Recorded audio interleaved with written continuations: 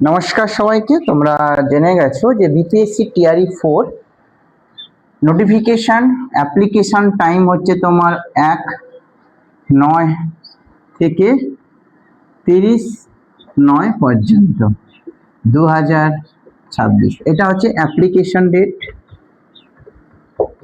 Application date, ঠিক আছে। Application date হচ্ছে তোমার এইটাতে। তো তোমরা তো জেনে গেছো সবকিছু, সবাই জেনেছো নিশ্চয়ই।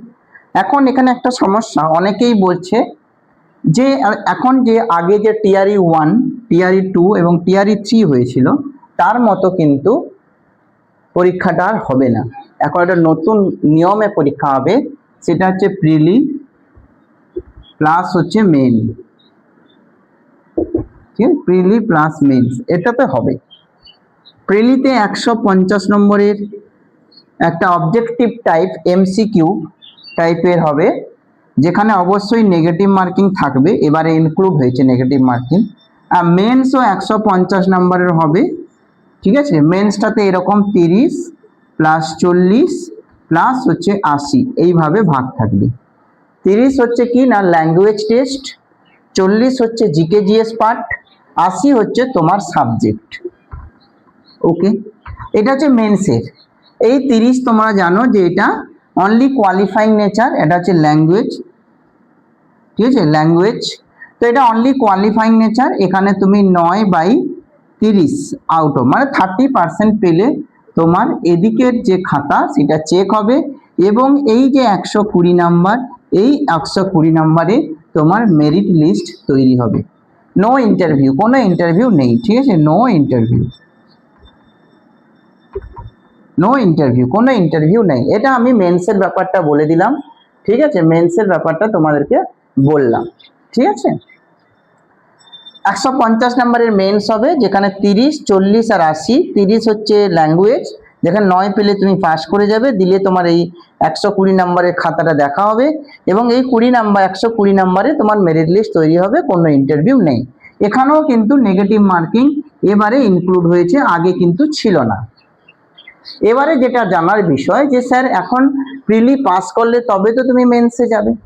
তো এখন প্রিলিমসে যেটা সমস্যা হয়েছে, একটা আন্দোলন অবশ্য চলছে, যেটা হয়তো অনলি এই পরীক্ষা নিতে সবাই শিক্ষার্থীরা বা বিদ্যার্থীরা বলছে, যারা ক্যান্ডিডেট বলছে আমাদেরকে পুরনো নিয়মে, ওল্ড নিয়মে এক্সাম হোক।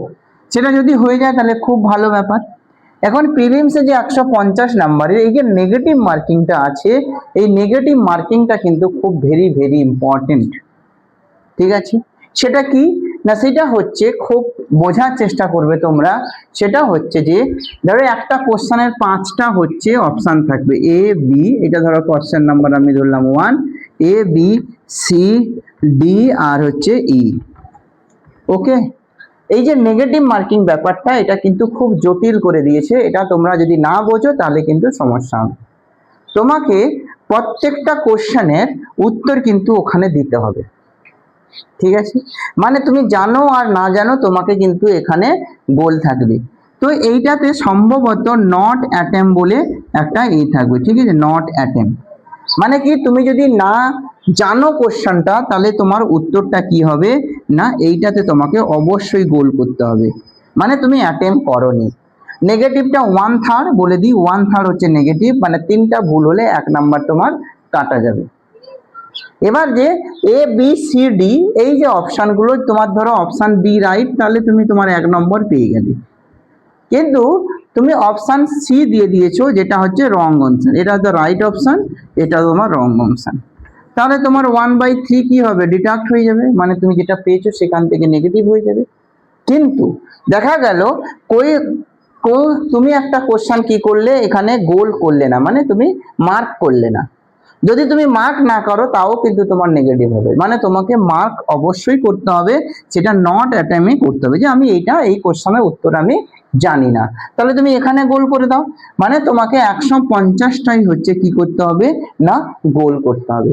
এইটুকু মাথায় সমস্ত বুঝিয়ে নাও, ঠিক আছে। যদি কিছু সমস্যা থাকে অবশ্য কমেন্ট করতে পারবে, কমেন্ট করো, এবং আমার কাছ থেকে তুমি যে কোনো কোশ্চেন জিজ্ঞেস করতে পারো। ওকে, নেক্সট যেটা বলছে, যেটা হচ্ছে কি না হচ্ছে ডোমিসাইল পলিসি, যেটা ডোমিসাইল পলিসিতে হচ্ছে আদার স্টেটে আমি বলছি 15.6% হচ্ছে কি না এইটা আমাদের হবে, ঠিক আছে। এইটা হচ্ছে আমার ডোমিসাইল পলিসি, ঠিক আছে। টোটাল সিটের 15.6%, ঠিক আছে। টোটাল সিট যদি তোমার থাকে, যে আমি ধরো 200 সিট যদি থাকে, তাহলে অ্যাপ্রক্সলি আমাদের 31টা সিট কিসে হবে, আদার স্টেট। অন্য স্টেট মানে ইউআর, এখানে আদার স্টেট বলতে সমস্ত কিছু মানে যারা ইউআর সবাই এসে এখানে মাপ হবে, কিন্তু আদার স্টেট এই 200-র মধ্যে 31টা সিটে কি করতে পারবে না ফাইট করতে পারবে, ঠিক আছে। কি 15 আমি এর আগে একটা ভিডিও বানিয়েছি, অনেকে কমেন্ট করছে স্যার না টোটাল যে আনরিজার্ভের সিট যদি থাকে, ধরো আনরিজার্ভের সিট কত হবে 40%, 40 মানে হচ্ছে তোমার 80টা, ঠিক আছে। যদি 80টা এর উপরে 15.6%, এই ধারণাটা ভুল, এটা কোনোদিনই ঠিক না, এইটা হচ্ছে মেন অপশন, ঠিক আছে। এবারে প্রিলিমসের কি সিলেবাস হবে, এরপরের ভিডিওতে আমি সুন্দর করে তোমাদেরকে প্রিলিমসের সিলেবাস বলে দেবো, যে সিলেবাস কি কি তোমাদের পড়তে হবে। প্রিলিমসের একটা সিলেবাস দিয়েছে, তো সেটা আমি বলবো, আর তোমরা লেগে পড়ো পড়াশোনা করতে। খুব একটা সামান্য মানে 200টা সিটের উপরে 31টা সিট মানে ভালোই সিট আছে, এটা নিয়ে তোমরা এগিয়ে যাও, ঠিক আছে। ডিমোটিভেটেড হবে না, কারণ যে আমাদের ওয়েস্ট বেঙ্গলে এখন কোনো নিউ নোটিফিকেশন আসছে না, তো নিউ নোটিফিকেশন যেহেতু আসছে না, যারা যারা স্টেট পাস করে আছো তারা অবশ্যই এটার দিকে পড়াশোনা করতে পারো, অথবা যাদের স্টেট নেই, স্টেট যাদের ধরো নাই, তারা কিন্তু এবারে স্টেটের ফর্ম ফিল আপ শুরু হয়ে গেছে 17 তারিখ থেকে 31 তারিখ মানে আগস্টের। তো তুমি ফর্ম ফিল আপ করে একটা ইউনিক আইডি পাবে, সেই আইডিটা দিয়েও তুমি বিপিএসসি টিআরই 4 এর ফর্ম ফিল আপ করতে পারবে। মানে যারা অ্যাপিয়ারিং স্টেট তারাও কিন্তু এবারে বিপিএসসি টিআরই 4 দিতে পারবে, যে এর আগে কিন্তু বিপিএসসি টিআরই 1, টিআরই 2, টিআরই 3 তে যে রুলটা ছিল না, এখানে কিন্তু চেঞ্জ করেছে, ঠিক আছে। ধন্যবাদ সবাইকে, যদি জানার কিছু থাকে অবশ্যই কমেন্ট করবে।